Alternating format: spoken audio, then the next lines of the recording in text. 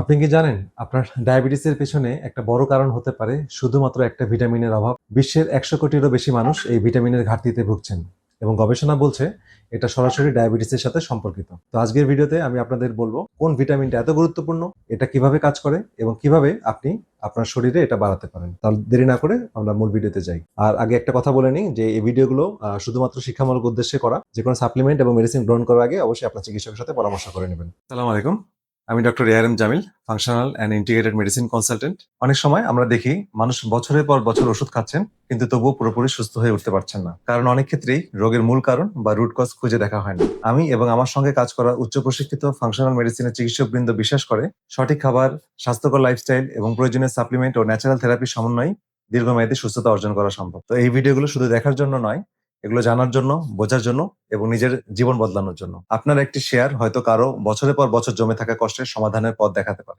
তাই ভিডিওটি ভালো লাগলে শেয়ার করুন, চ্যানেলটি ফলো ও সাবস্ক্রাইব করুন, আর আমাদের সঙ্গে থাকুন সুস্থতার সত্যিকারের জ্ঞান ছড়িয়ে দিতে। তো ডায়াবেটিস মানে শুধু মিষ্টি খাওয়া বন্ধ করা না, বিষয়টা আসলে এর চেয়ে অনেক গভীর। তো আমাদের শরীরে ইনসুলিন নামে একটা হরমোন আছে। এই হরমোনের কাজ হলো রক্তের সুগারকে কোষের ভেতরে পাঠানো, যাতে শরীর সেটা শক্তি হিসেবে ব্যবহার করতে পারে।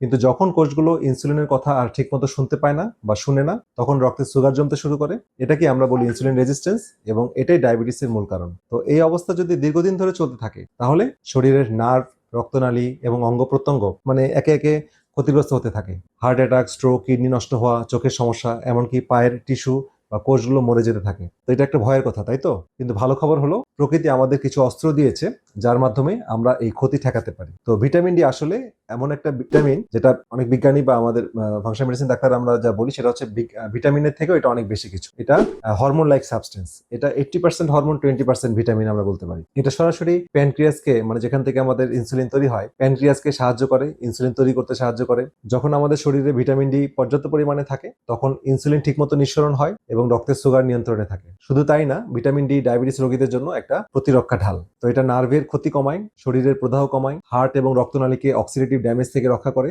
এবং কিডনি ও লিভারকে সুরক্ষিত রাখে। তাহলে এখন কোশ্চেন হচ্ছে, কেন আমাদের শরীরে ভিটামিন ডি কমে যায়? তো সূর্যের আলোর মাধ্যমে আমাদের ত্বক নিজেই ভিটামিন ডি তৈরি করতে পারে, কিন্তু সমস্যা হলো আধুনিক জীবনযাপনে আমরা রোদে কম বের হই। এর বাইরেও কিছু কারণ আছে, যেমন আমাদের শরীরে অতিরিক্ত মেদ থাকলে, দীর্ঘদিন ওষুধ খেলে, বিভিন্ন ওষুধে ভিটামিন ডি কমিয়ে ফেলে, স্পেশালি অ্যালোপ্যাথিক ওষুধে, ভালো চর্বি না খেলে, মানসিক চাপে থাকলে বা অন্য কোনো শারীরিক সমস্যা থাকলে ভিটামিন ডি দ্রুত কমে যায়। এছাড়া যদি আমাদের লিভার এবং কিডনিতে প্রবলেম থাকে, তাহলে ভিটামিন ডি অ্যাক্টিভেট হতে পারে না। বিশ্বের 100 কোটিরও বেশি মানুষ এই ঘাটতিতে ভুগছেন এবং গবেষণায় দেখা গেছে এই ঘাটতি ডায়াবেটিস হওয়ার ঝুঁকি উল্লেখযোগ্য হারে বাড়িয়ে দিচ্ছে। তো এখন কথা হচ্ছে ভিটামিন ডি আমরা কিভাবে বাড়াবো? তো একটা সাপ্লিমেন্ট হিসেবে ভিটামিন ডি বাড়ানো যেতে পারে। প্রতিদিন 10,000 থেকে 30,000 ইন্টারন্যাশনাল ইউনিট ভিটামিন ডি 3 নেওয়া যেতে পারে। তো সংখ্যাটা শুনে ঘাবড়ানোর কিছু নাই। 10,000 ইন্টারন্যাশনাল ইউনিট মানে মাত্র 250 মাইক্রোগ্রাম, তো যেটা আসলে ছোট একটা পরিমাণ। তবে একটা গুরুত্বপূর্ণ কথা হচ্ছে, প্রতি 10,000 ইন্টারন্যাশনাল ইউনিট ভিটামিন ডি 3 সাথে 100 মাইক্রোগ্রাম ভিটামিন কে 2, যেটা MK7 ভ্যারাইটি, এটা নেওয়া উচিত। কারণ এই দুটো একসাথে কাজ করে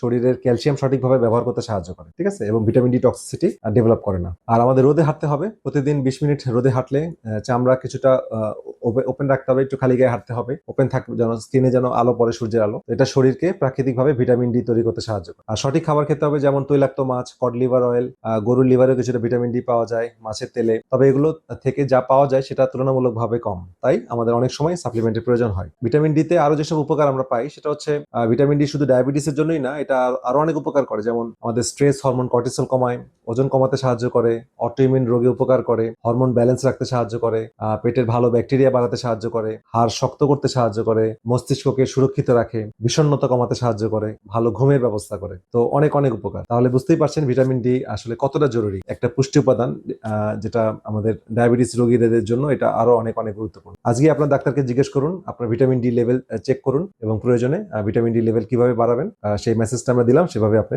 পদক্ষেপ নিন। আর ভিডিওটা যদি কাজে লেগে থাকে, তাহলে অবশ্যই আমাদের ভিডিওটাতে লাইক করবেন এবং আপনার পরিচিত ডায়াবেটিস রোগীদের মাঝে শেয়ার করবেন এবং কমেন্টে জানান আপনি কি আগে থেকে ভিটামিন ডি নিচ্ছিলেন কিনা। পরের ভিডিও মিস করতে না চাইলে এখনই সাবস্ক্রাইব করুন এবং বেল আইকন বাজিয়ে দিন। যদি ফেসবুকে এই ভিডিও দেখে থাকেন, তাহলে অবশ্যই আমাদের পেজটি ফলো করে রাখুন। তো সবাই ভালো থাকেন, সুস্থ থাকেন। পরবর্তী কোনো গুরুত্বপূর্ণ ভিডিও নিয়ে আপনাদের মাঝে হাজির হব। আল্লাহ হাফিজ।